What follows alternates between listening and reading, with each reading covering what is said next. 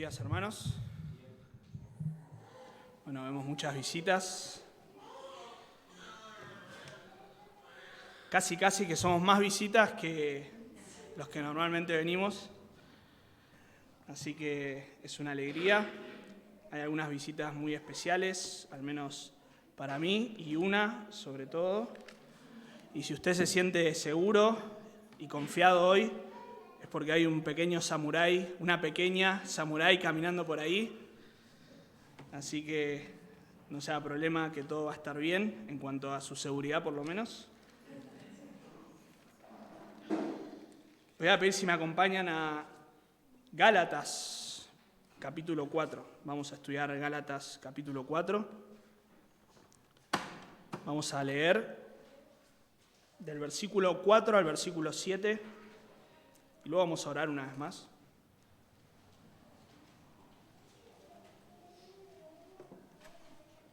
Vamos a hacer una pequeña pausa del estudio de Filipenses, teniendo en cuenta los tiempos que vivimos, estos días que estamos celebrando y recordando el nacimiento de nuestro Señor. Dice la palabra de Dios: pero cuando vino el cumplimiento del tiempo, Dios envió a su Hijo, nacido de mujer y nacido bajo la ley, para que redimiese a los que estaban bajo la ley, a fin de que recibiésemos la adopción como hijos. Y por cuanto sois hijos, Dios envió a vuestros corazones el Espíritu de su Hijo, el cual clama: Abba, Padre. Así que ya no eres esclavos, sino hijo. Y si hijo, también heredero de Dios por medio de Cristo. Oremos una vez más. Señor, cantábamos verdades de un valor incalculable. Nuestros pecados nos condenaban,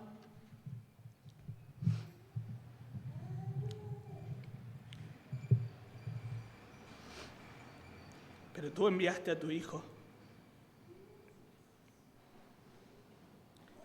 a morir en nuestro lugar, Señor. Gracias, Dios, por tu evangelio, porque podemos no solo cantarlo, sino vivirlo. Por él tenemos vida, por la obra de tu Hijo, Señor, muriendo en nuestro lugar.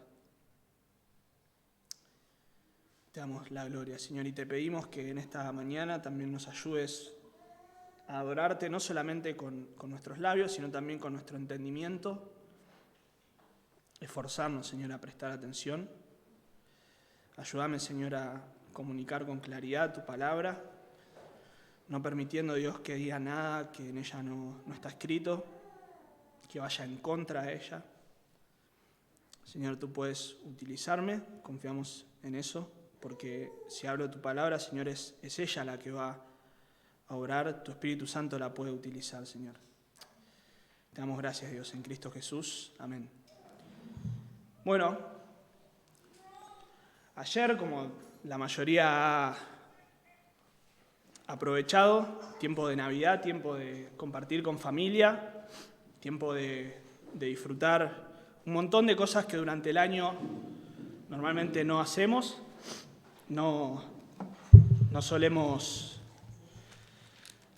disfrutar. Perdón, le voy a robar un pañuelito al que dejó esto acá, no sé quién es, pero yo estimo que no va a tener problema en que le use uno. Después se lo devuelvo si no. Uno nuevo. Es un tiempo especial el de Navidad. Mucha gente se prepara para esto, prepara sus corazones, prepara sus billeteras, prepara sus casas con luces que durante el año quedan ahí guardadas en un baúl. Pero hay otras cosas que también quedan guardadas muchas veces. Hay turrones que solo aparecen una vez al año. Probablemente son los mismos que se vienen guardando hace 15 años y bueno, los reciclamos. Garrapiñadas que durante el año tampoco se ven. Es un tiempo lindo, es un tiempo de comunión. Es un tiempo de reunión, de familia, de amigos. Es un tiempo de comer, de regalar, de ser regalado también, esa es la parte más linda. Pero también hay que ser fieles a la realidad. Es un tiempo un tanto oscuro para algunas personas, lamentablemente. Es un tiempo donde afloran un montón de problemas entre familias, entre amigos. Es un tiempo donde la gente utiliza esta festividad para embriagarse, para hacer fiestas que nada tienen que ver con el propósito de la Navidad. Borracheras, inmoralidad. Pero nadie piensa, o por lo menos la gran mayoría del mundo, no piensa en Jesús. En Jesús. Si la Navidad existe es porque Jesús ha nacido. Navidad quiere decir natividad, y por lo tanto se celebra el nacimiento de Jesús. Ahora, a lo largo de la historia, ha habido hermanos piadosos, grandes hombres de Dios, en algunos casos, que han optado por no celebrar la Navidad, algunos por ver estas situaciones, por ver todo lo que se genera alrededor de ella, y tal vez argumentando que es cierto, en la Biblia no está el mandato, no hay un mandato, hay un mandato a congregarse, a participar de la cena del Señor, eso es un mandato, pero no hay un mandato específico a celebrar la Navidad, y estas personas decían, bueno, si no hay un mandato no tengo que hacerlo. Tal vez diciendo que muchos de los elementos de cómo se celebra la Navidad no son bíblicos, o inclusive algunos de ellos son hasta de origen paganos, podría ser. Entonces decían, bueno, no celebramos la Navidad. Una vez más, las actitudes que afloran muchas veces, que salen a la luz en la Navidad, y por lo tanto estas personas decían, bueno, es preferible no celebrar la Navidad. Y ha habido dos bandos, como siempre suele haber en cada asunto, hay siempre dos bandos por lo menos, pero grandes hombres de Dios que no celebraban y grandes hombres de Dios que sí lo hacían. La verdad es que es cierto, la verdad del Dios encarnado no demanda solo un día al año, eso es cierto, no demanda solo un día al año para celebración, para recordación, para proclamación. La verdad del Dios encarnado demanda toda una vida de adoración, una vida de obediencia. Sin embargo, como creyentes nosotros podemos utilizar este tiempo que acaba de pasar, aunque ya pasó, tal vez esto hubiese estado bueno la semana pasada, pero no importa, dentro de 360 y algo de días van a poder, pero todavía está todo muy fresco, está todo ahí, la gente es un poco más susceptible. Como creyentes podemos utilizar este tiempo para proclamar el Evangelio del Dios encarnado. Esto es un hecho no solo histórico, sino sumamente trascendental. El hecho de la encarnación de Cristo para venir a vivir una vida perfecta, para luego morir en la cruz por nuestro lugar, en nuestro lugar, por nuestros pecados. Por eso hoy, y hermanos, ténganme paciencia, hoy no va a ser normal en el sentido de que no van a haber tantas aplicaciones en el medio de la predicación. Exactamente, no, como acaba de decir Vida, no. Sin embargo, y esto es lo que debemos llevarnos, es que debemos parar un poquito y contemplar la obra de Dios en la encarnación de Cristo. Contemplar la obra de Dios en la encarnación de Cristo. Para eso vamos a ver dos aspectos de esta encarnación, dos aspectos de la encarnación de Cristo, y en primer lugar vamos a ver sus características y en segundo lugar su propósito. Pero antes de volver al texto, necesitamos entender que así como hubo un momento que Dios se hizo hombre y es un momento trascendental en la historia, así como su muerte, sepultura y resurrección, tenemos que entender que hubieron varios hechos importantes previo a eso. Y si pensamos en que Dios se hizo hombre y vino a su creación, Tenemos que volver al principio, o al menos a nuestro principio, que es a la creación del mundo. El trino Dios viviendo en la eternidad pasada, o lo que por lo menos para nosotros es eternidad pasada, porque Dios es atemporal, por lo tanto no hay eternidad pasada o eternidad futura, es eternidad para Él. Pero para nosotros es eternidad pasada, viviendo en perfecta armonía en el seno trinitario. Ellos no necesitaban absolutamente nada, eran felices, era feliz Dios, el trino Dios, 3 personas en una. Pero Dios decidió, por un acto de su soberana voluntad, crear al hombre, crear la naturaleza. Dios decidió crear. El hombre, como el pináculo de la creación, fue creado a imagen y semejanza de Dios. Y esto nos da la capacidad de relacionarnos con Él. Adán y Eva en el huerto de Adán se relacionaban con Dios, tenían comunión con Dios, esa palabra es muy importante, tenían comunión con Dios. Pero un momento que también ha sido trascendental, pero de manera trágica, es que esa relación que Dios había establecido sobre la base de la obediencia, de la sumisión, el hombre la rompió, desobedeciendo a Dios, y a partir de ahí todo es trágico. El hombre muere, no solamente física, sino también espiritualmente. Pero Dios, en los primeros 3 capítulos de la Biblia vamos a encontrar tal vez el resumen de la historia humana, la creación, la caída y la promesa de redención. Dios, ni bien pecó el hombre, prometió un Salvador. Prometió que de la simiente de la mujer iba a nacer el Salvador, quien iba a pisotear la cabeza de la serpiente, quien iba a traer salvación al mundo. Continúa el Antiguo Testamento y sobre la base de la promesa de salvación podemos decir que se cuelgan diferentes pactos donde Dios se relaciona con el hombre, pero estos pactos no son para que el hombre vuelva a tener comunión por sus propios medios. El que tal vez más conocemos y recordamos es el pacto mosaico, donde Dios da la ley a Moisés, donde previamente Dios establece un pueblo para relacionarse con él y para proclamar su evangelio al mundo. Pero este pacto no tenía como fin que el hombre cumpliera todos los mandamientos para alcanzar salvación.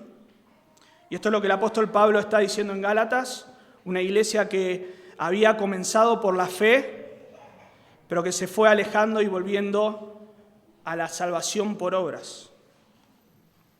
Si la salvación es por obra, entonces, ¿para qué vino Cristo?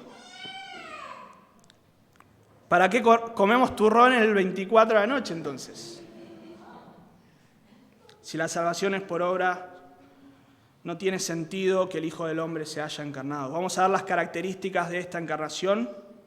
En primer lugar, la primera característica es un nacimiento preparado, así también, en el versículo 4, pero cuando vino el cumplimiento del tiempo. Recuerden, el hombre estaba muerto en sus delitos y pecados, pero también estaba esclavizado bajo la ley, que no podía cumplir a la perfección, él no podía acercarse a Dios, no podíamos acercarnos a Dios. Pero, cuando vino el cumplimiento del tiempo, Dios envió a su Hijo.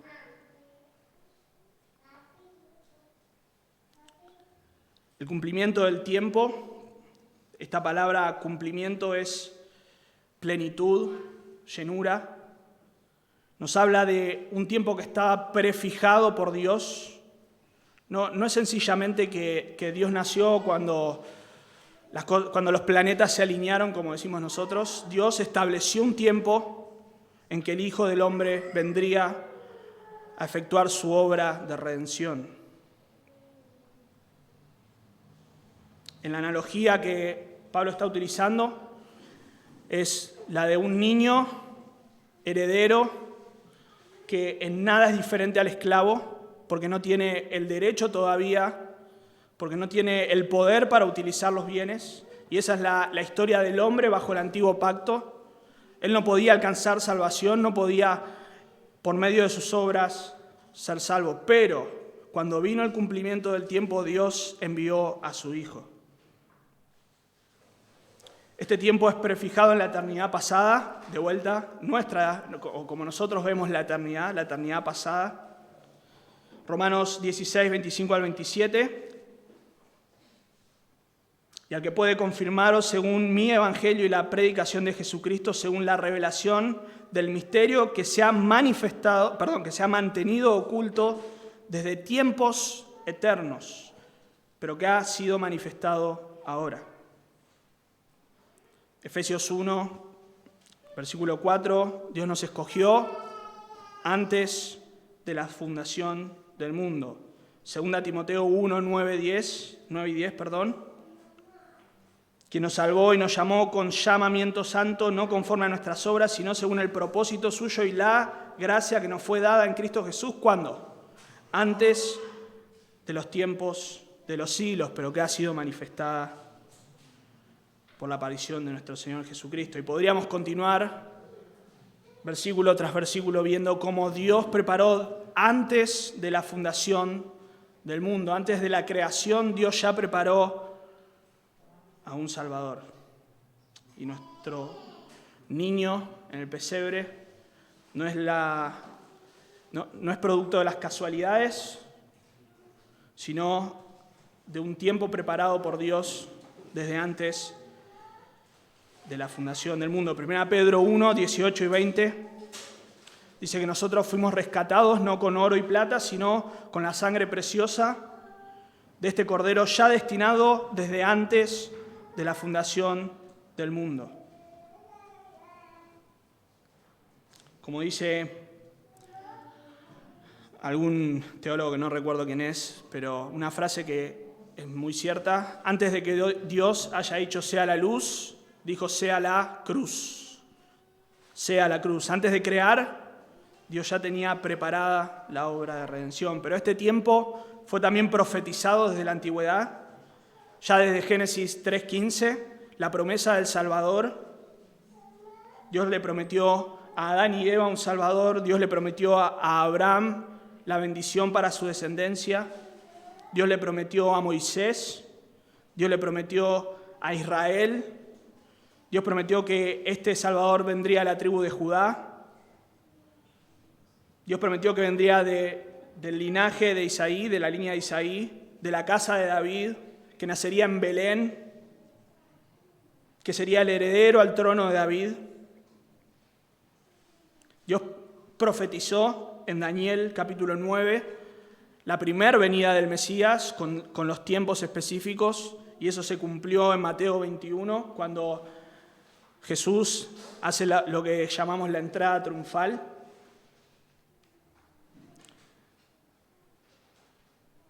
Fue preparado desde antes de la fundación del mundo, fue profetizado, y aquel niño nació en Belén, en un pesebre.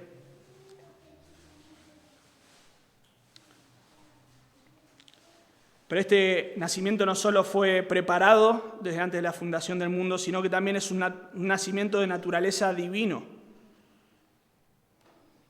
Pero cuando vino el cumplimiento del tiempo, Dios envió a su Hijo. Dios envió a su Hijo.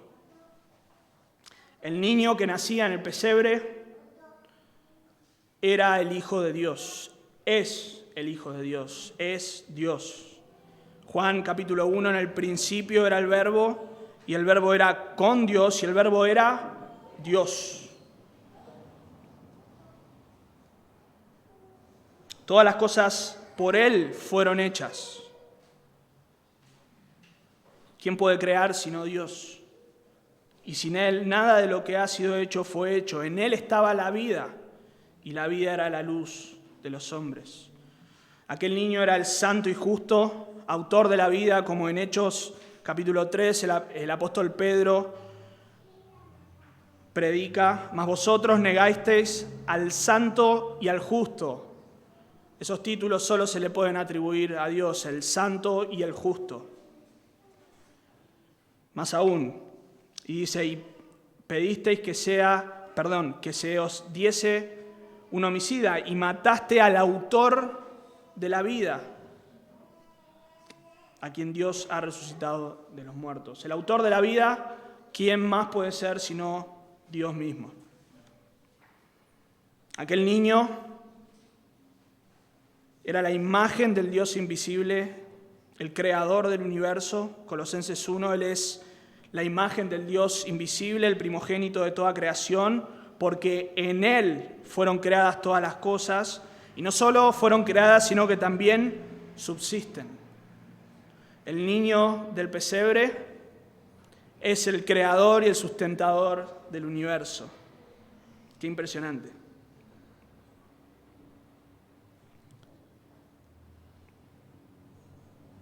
En Apocalipsis, 6 veces aproximadamente, o por lo menos, se lo conoce como, o se lo presenta, él mismo se presenta al apóstol Juan como el alfa y la omega, el primero y el último, el Dios todopoderoso. ¿Quién más puede tener esos títulos sino Dios?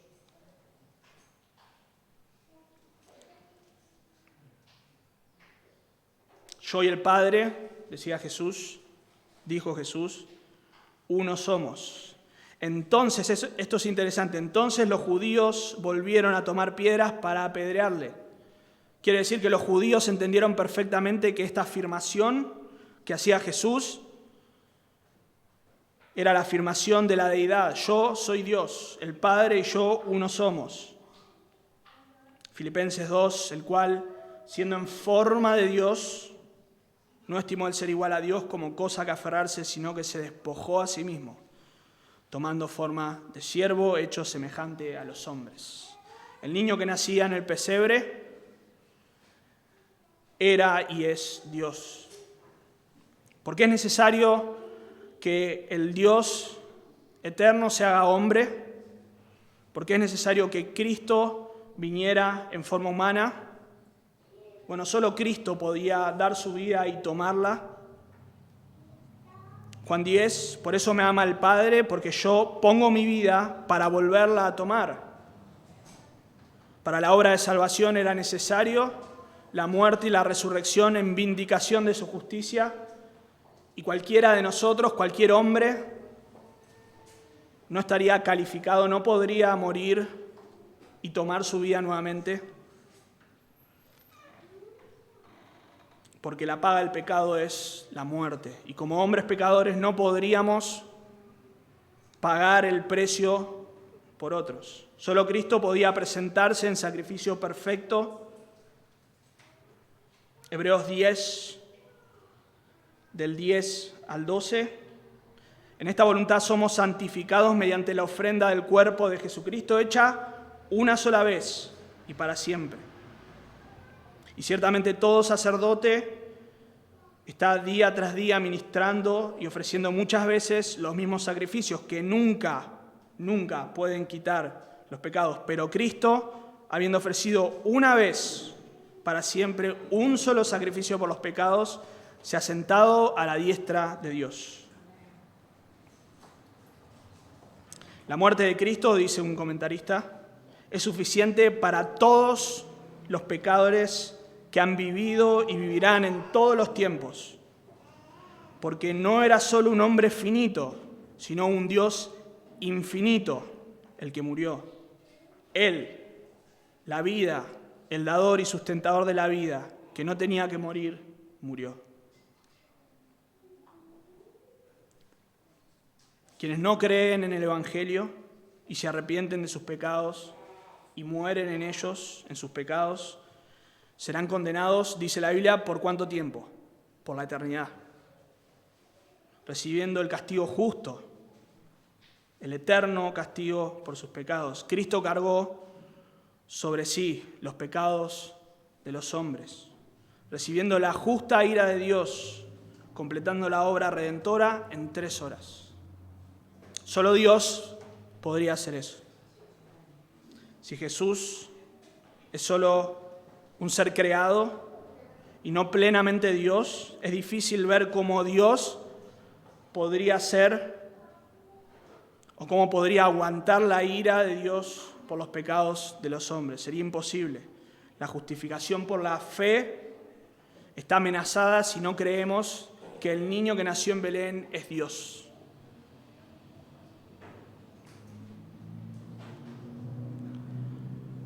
El nacimiento preparado desde antes de la fundación del mundo, nacimiento de origen divino, pero también es un nacimiento con naturaleza humana.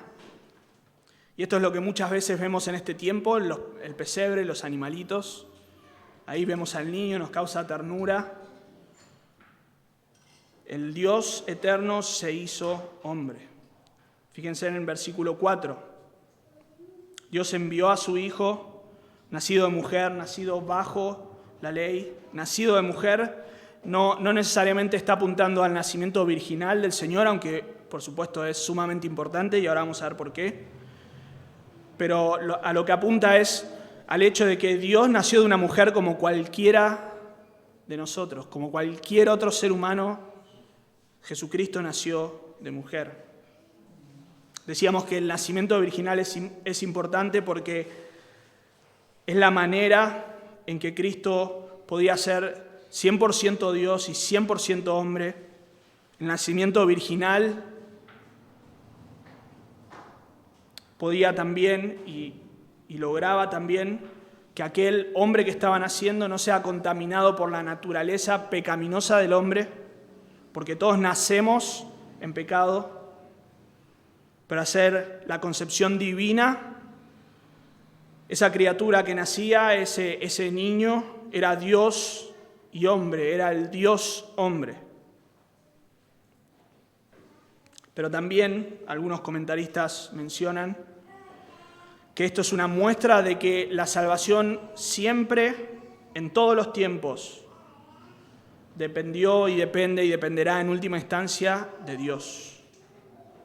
De Dios. Él fue hombre en plenitud, nacido de mujer como todos los mortales, pero sin dejar de ser Dios. En Filipenses 2 vimos que Él se despojó a sí mismo, pero ese despojarse no quiere decir que dejó de ser Dios.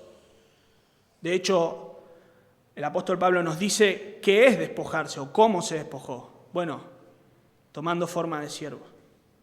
Tomando forma de siervo. No dejando de lado su deidad, sino adoptando una nueva naturaleza, siendo Dios hombre. Dios nació de una mujer.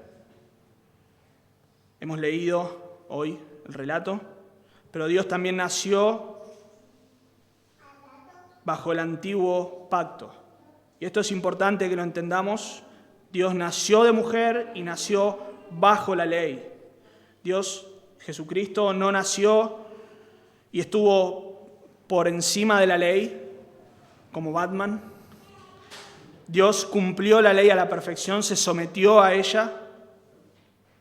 Jesús, como cualquier otro hombre y como cualquier otro judío específicamente, se sometió a la ley, pero a diferencia de los demás, la cumplió a la perfección. Los sacrificios en el Antiguo Testamento requerían que el animal que iba a ser sacrificado para el perdón de pecados, o mejor dicho, para cubrir los pecados, hasta que el Cordero perfecto aparezca, el Antiguo Testamento requería que Dios requería en el Antiguo Testamento que esos animales sean perfectos, limpios. De la misma manera, Jesucristo nació bajo la ley, la cumplió a la perfección, demostrando que Él es el Cordero de Dios que quita el pecado del mundo. 1 Pedro 1, 18 al 20. Hemos leído recién que hemos sido rescatados no con oro ni plata, sino con la sangre preciosa de Cristo, como de un cordero sin mancha y sin contaminación. Cristo obedeció la ley a la perfección, no tenía una sola mancha.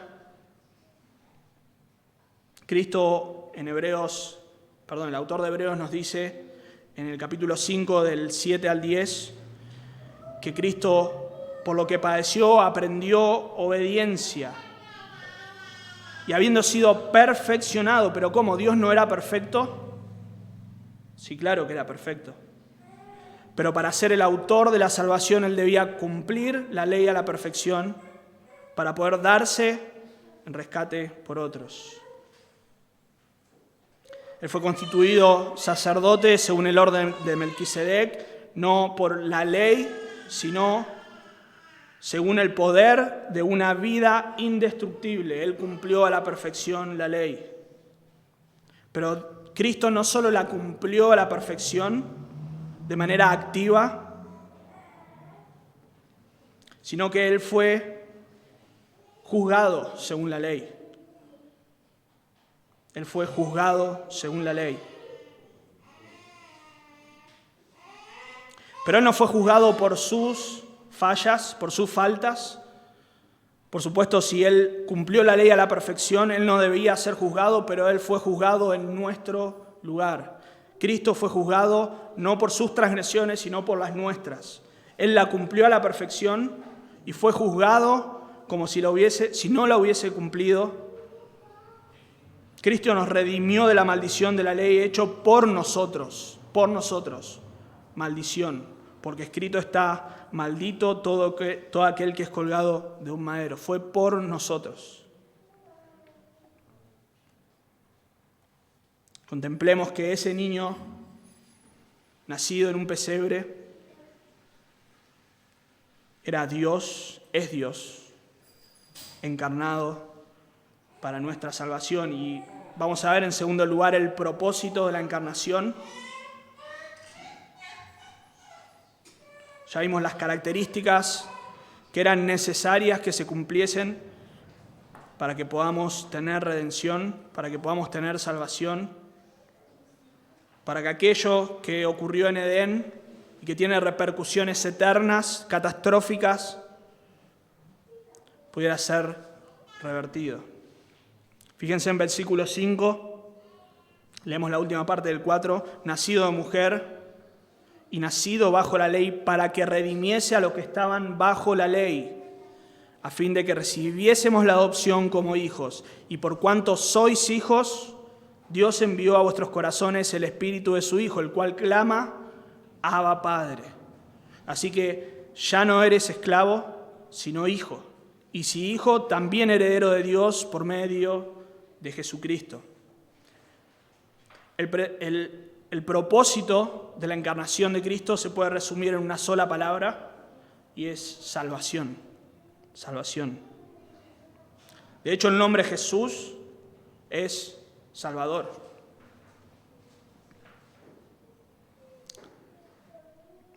Y dará a luz un hijo y será llamado su nombre Jesús, porque Él salvará a su pueblo de sus pecados. Este propósito es un propósito establecido por Dios. La liberación del antiguo régimen, del antiguo pacto que nos mantenía esclavizados, no porque era mala la ley. En Romanos Pablo se encarga de decirnos que la ley, por supuesto, para nada es mala, al contrario, nos revela el carácter puro de Dios, carácter santo de Dios, la vara a la cual todos debemos apuntar. Pero no podía salvarnos. Por eso estábamos esclavos bajo el antiguo pacto. La palabra redimir o redimiese habla de liberar, pero no como quien pasa corriendo y levanta una traba y libera a todos, sino pagando un precio, rescatar a un esclavo pagando un precio. Dios, por supuesto, es el que paga el precio en Cristo. Cristo mismo fue a la cruz pagando el precio que nosotros debíamos pagar, porque la paga del pecado es la muerte, la deuda por el pecado es la muerte, y Cristo la pagó. ¿Por qué necesitábamos redención? Bueno, el hombre estaba imposibilitado, hemos dicho, de restablecer esa comunión. Dios fue muy claro: cuando comas ese fruto ciertamente morirás. Y así fue, y así es. ¿Qué puede hacer el hombre para revertir eso? Venir a la iglesia, dar ofrendas, ser bueno, ayudar a las personas. Absolutamente nada de eso sirve. No podemos ejercer ninguna obra para ganar el favor de Dios porque todos hemos sido condenados. En el capítulo anterior, capítulo 3, versículo 10, Pablo dice, porque todos los que dependen de las obras de la ley están bajo maldición, pues escrito está, maldito todo aquel que no permaneciere en todas las cosas escritas en el libro de la ley para hacerlas. Versículo 11, y que por la ley ninguno se justificará delante de Dios o para con Dios. Es evidente. ¿Por qué? Porque el justo por la fe vivirá, dice el Antiguo Testamento también. Y la ley no es de fe, sino que dice, presten atención, el que hiciere estas cosas vivirá por ellas. Es decir, si querés ser salvo por la ley, bueno, adelante, inténtalo. Pero la tenés que cumplir a la perfección. Ojo, no es que Dios nos está diciendo que es posible ser salvo por la ley. Eso está claro. Pero si alguno intenta o pretende ser salvo por medio de la ley, bueno, vayan. Pero la tienen que cumplir a la perfección y vos y yo sabemos muy bien que eso es imposible. Si has cometido un solo pecado, ya te haces deudor de la ley, te haces culpable de todo. Por lo tanto, nuestra condición delante de Dios no solo era desastrosa, no solamente estábamos condenados a una eternidad de juicio, de castigo, sino que también estamos imposibilitados de remediarlo.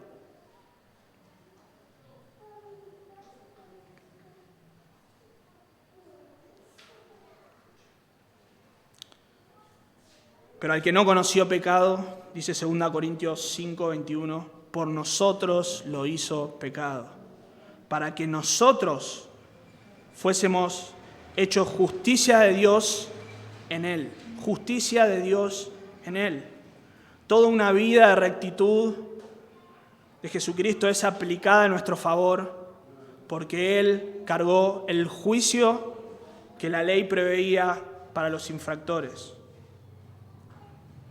para que redimiese, para que comprase a los que estaban bajo la ley, a fin de que recibiésemos la adopción de hijos.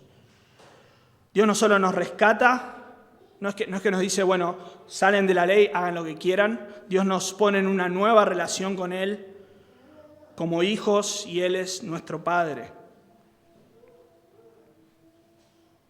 Efesios 2, 1 al 3. Éramos hijos de desobediencia, hijos de ira, no hijos de Dios, como algunas religiones o sectas dicen. Todos somos hijos de Dios. Bueno, eso no es cierto. No es verdad. La Biblia no dice eso, de hecho dice lo contrario. Nosotros somos por naturaleza hijos de ira. Jesús les dijo a los judíos que habían creído en Él, vosotros hacéis las obras de vuestro Padre. Bueno, y ellos podrían decir, nuestro Padre es Dios. Está bien, hacemos las obras de Dios.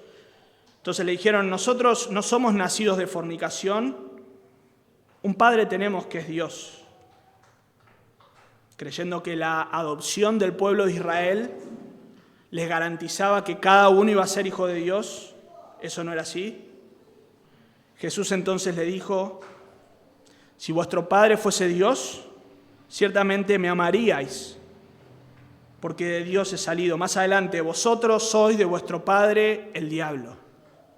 Y esa es la condición no solo de esos judíos en ese momento, sino de todo ser humano.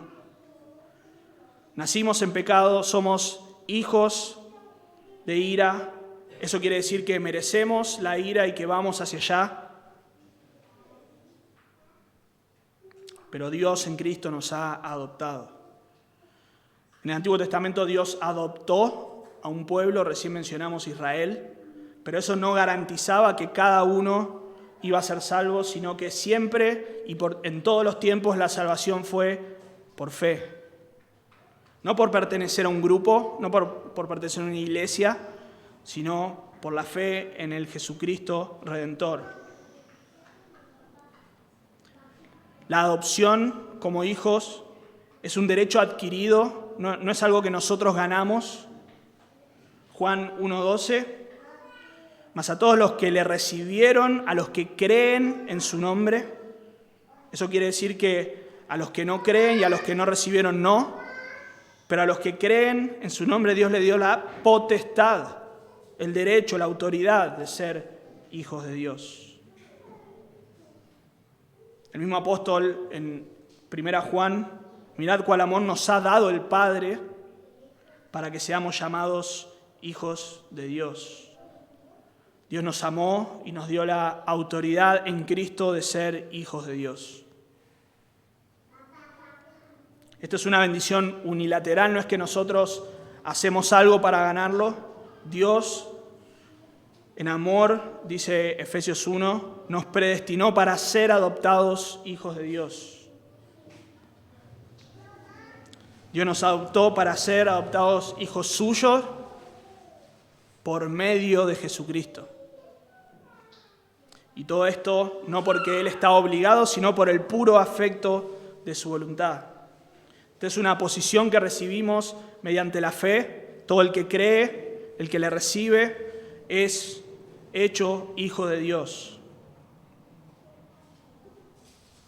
Dice un comentarista, en el Nuevo Testamento la adopción denota un acto de libre gracia de Dios, por el cual, justificándonos por la fe, somos recibidos en la familia de Dios y constituidos herederos del patrimonio celestial. En Cristo Jesús, mediante sus méritos expiatorios, los creyentes reciben la adopción de hijos,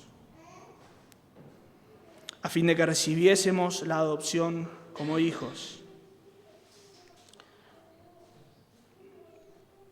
Como hijos, ahora nosotros podemos relacionarnos con el Padre de una forma que tal vez antes no se hacía. En el Antiguo Testamento el concepto de Padre solo aparecía alguna que otra vez, pero siempre para referirse a la manera en que Dios trataba con su pueblo. Pero no, el pueblo no lo llamaba Padre, pero Jesús dice, vosotros pues oraréis así, Padre nuestro que estás en los cielos. Más adelante, por tanto os digo, no os afanéis por vuestra vida. Miren las aves del cielo, si Dios las cuida, si vuestro Padre Celestial las alimenta, ¿cómo no los va a cuidar ustedes? Dios es nuestro Padre, podemos orar a Él, podemos acercarnos a Él, podemos confiar en su cuidado, podemos disfrutar su disciplina también, aunque no la disfrutamos muchas veces, pero también la disciplina es parte del cuidado de un padre hacia sus hijos. Yo anoté acá Hebreos 12, pero la cita debe estar mal, debe ser Santiago. Dios al que ama disciplina y azota a todo aquel que tiene por hijo.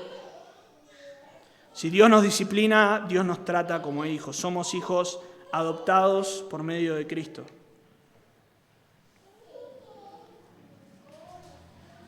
Fíjense en el efecto de esta redención. Somos adoptados y por cuanto somos adoptados como hijos recibimos la promesa del Espíritu Santo. Versículo 6, y por cuanto sois hijos, Dios envió a vuestros corazones el Espíritu de su Hijo, el cual clama, Abba Padre. El Espíritu Santo prometido viene a morar al creyente por medio de la adopción, por medio de la salvación. En Efesios capítulo 2 dice que todos los que creen son sellados con el Espíritu Santo de la promesa. Este Espíritu Santo es el que, entre otras cosas, entre otras funciones que cumple, certifica nuestra salvación, nos asegura, nos da confianza. Dice Romanos 8, el Espíritu mismo da testimonio a nuestro espíritu de que somos hijos de Dios. Garantiza nuestra salvación. Recién dijimos Efesios, vamos a buscarlo porque es clave. Efesios capítulo 1.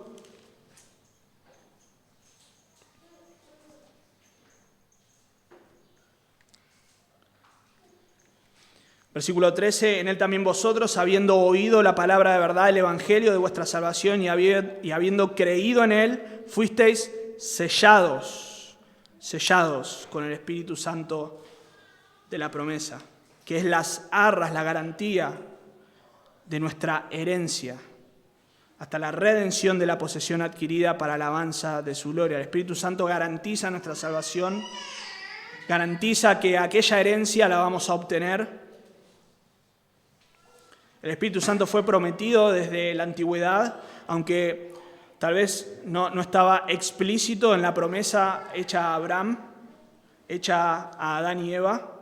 Tal vez no estaba explícito, pero más adelante los profetas profetizaron la llegada del Espíritu Santo. Jeremías 31, 3, 32, 40, Ezequiel 11, 36, 39, Joel 2, Zacarías 12. Joel 2, 28 dice, y derramaré mi espíritu sobre toda carne. Y esto lo hemos cumplido en Hechos, capítulo 2. El Espíritu Santo prometido que nos garantizaría, ahí está, nuestra salvación, nuestra adopción.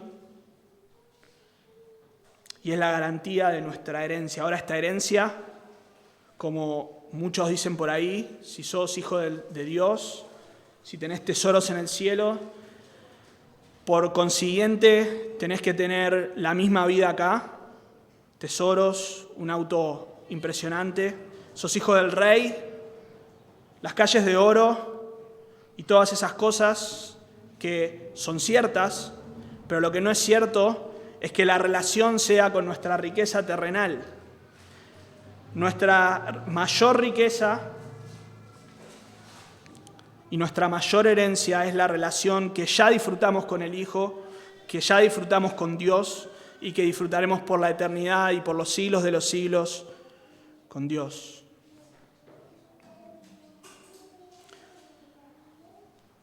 Esta relación con Dios es una relación de padre a hijo, una relación de hijo que llama a su padre con ternura.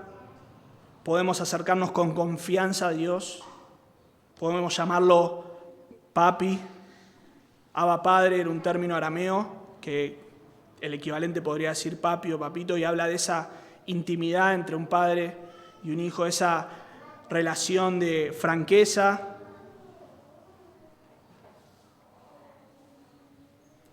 Podemos relacionarnos con nuestro Padre Celestial, somos herederos con Cristo.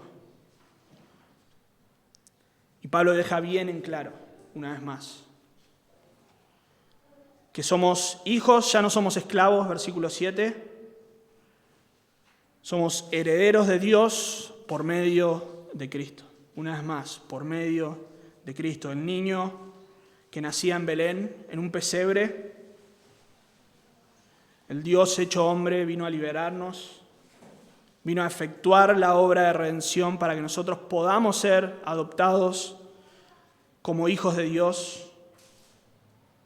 No somos hijos de Dios en el sentido que Él lo es, eterno Hijo de Dios. No vamos a tener la herencia de su deidad, de su gloria. Nosotros no vamos a ser dioses. Somos hijos adoptados de Dios. Vamos a recibir la herencia de la comunión íntima y eterna con Dios. Y hermanos, esto, si querés, podés pensar ahí de qué manera nosotros podríamos haberlo logrado. Podemos pensar en un plan para llegar a Dios y convencerlo de que nos adopte, que borre nuestros pecados, pero eso sería imposible, porque Dios es justo, Dios es santo, y solo un Dios justo y santo podría morir en lugar de los pecadores. Solo un ser santo, sin mancha, podría ser el sustituto de los pecadores. El pesebre, hermanos y amigos que nos visitan, es la clara imagen de lo que Dios ha hecho por el hombre, de lo que Dios ha hecho para la salvación del hombre. El pesebre deja de lado cualquier mérito humano, cualquier pretensión de mérito. La salvación es de Dios de principio a fin. La historia del pesebre nos enseña que estamos incapacitados para llegar a Dios. Por eso Dios llegó a nosotros. La historia del pesebre nos enseña que el hombre necesitaba de un Salvador y que ese Salvador solo podría ser el Dios encarnado. La historia del niño nacido en Belén nos muestra la misericordia, el amor, la gracia de Dios acudiendo. Él no estaba obligado a hacerlo. Él no nos necesitaba tampoco. Él lo hizo por el puro afecto de su voluntad. La historia del niño nacido en Belén nos deja bien en claro que la historia de Dios, es la historia de Dios en busca del hombre y no al revés. Y no al revés.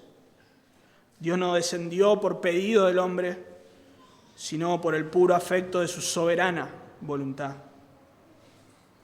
Si estás acá visitándonos, o tal vez has venido por un tiempo y todavía no te has arrepentido de tus pecados y no has creído en Cristo, tenés que reconocer en primer lugar que sos pecador.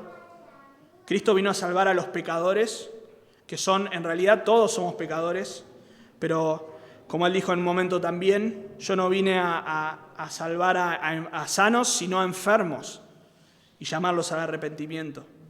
Tenés que reconocer tu condición, sos pecador, soy pecador, todos somos pecadores. La palabra de Dios dice que por cuanto todos pecaron, todos están destituidos, separados, alejados de la gloria de Dios. Tenés que reconocer que en tu condición de pecador estás separado de la gloria de Dios por la eternidad, con la consecuencia más aterradora que el hombre jamás podría imaginar. No podemos ni siquiera pensar qué tan aterrador va a ser el infierno, donde el juicio de Dios por el hombre se va a hacer efectivo, donde la ira del Dios Santo va a ser derramada por cada uno de los pecadores que no se han arrepentido, y esa es tu condición si aún no has creído en el Evangelio. Pero también tenés que reconocer que no podés hacer nada para cambiar eso. No podés empezar a portarte bien para ver si Dios se cambia de idea y dice, bueno, no, está bien, vos venís, vas a pasar al cielo, porque eso no sería justo, porque eso no solucionaría el problema del pecado que ya has cometido. ¿Cuántas acciones buenas borran una mala? Eso no funciona así. Debes creer y confiar en lo que Dios ha hecho en tu lugar. Castigando a su propio Hijo en la cruz, ese niño de Belén, es el hombre que colgaría de un madero, recibiendo la justa ira de Dios por los pecados de los hombres. Y todo esto para que si crees, para que si te arrepentís de tus pecados, puedas ser adoptado como un hijo, y ya no como un enemigo, como un hijo. Pedirle a Dios que te salve, que limpie tus pecados en Cristo, y vas a ser un hijo de Dios. Pero hermanos, yo les dije al principio que no íbamos a ver tal vez tantas aplicaciones, pero contemplemos que ese niño encarnado es el Hijo de Dios. Recuerden también que esto se lo dice en un contexto donde los hermanos habían creído, pero se estaban empezando a alejar de este glorioso evangelio de la gracia de Dios y estaban empezando a caminar por obras.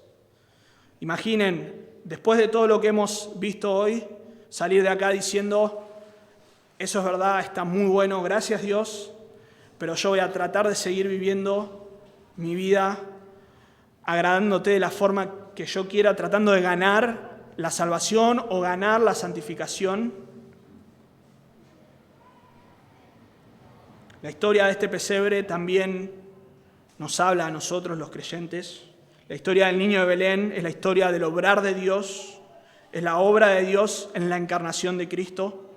Debemos contemplar, no solo una vez al año, sino cada día, cada mañana, al Dios hecho hombre, muriendo en nuestro lugar. La historia del pesebre nos llama a adorar a nuestro Dios por su inmensa gracia, misericordia, todos los días. Pero no nos llama solo a adorar, sino también a confiar en ella, que también es una forma de adoración, por supuesto. ¿Cuánto de lo que nosotros hacemos, lo hacemos para tratar de ganar el favor de Dios, aún siendo creyentes? Venir a la iglesia, leer la Biblia, ofrendar, ser un buen esposo, un buen amigo, un buen hijo, un buen padre. La encarnación de Cristo también nos llama a dejar de confiar en nuestras propias obras. Debemos confiar por completo en lo que Dios ya hizo en Cristo. Sí debemos crecer, por supuesto, en el conocimiento y esforzarnos en crecer en santidad y en el conocimiento de Dios, pero no para ganar el favor de Dios, sino porque Dios ya ganó el favor, porque Cristo ya ganó el favor de Dios en la cruz del Calvario. Miremos al pesebre, miremos a la cruz, miremos la tumba vacía, porque Dios ya lo hizo en Cristo. Vamos a orar.